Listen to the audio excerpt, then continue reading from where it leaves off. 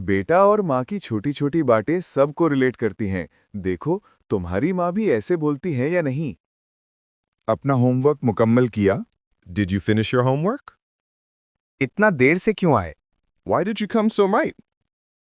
हाथ धोकर आओ, खाना तैयार है।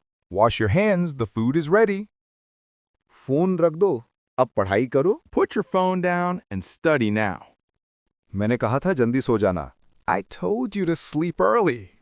झूठ मत बोलो, मुझे सब पता है। Don't lie. I know everything.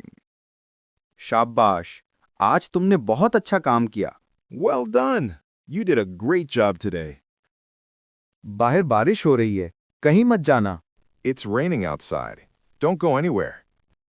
अपनी चीजें सही जगह पर रखो। Keep your things in the right place. अल्लाह तुम्हें कामयाब करे। May Allah bless you with success.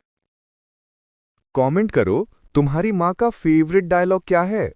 रोज की न्यू माँ बेटा सेंटेंसेस के लिए लाइक और फॉलो जरूर करो। Mother and sun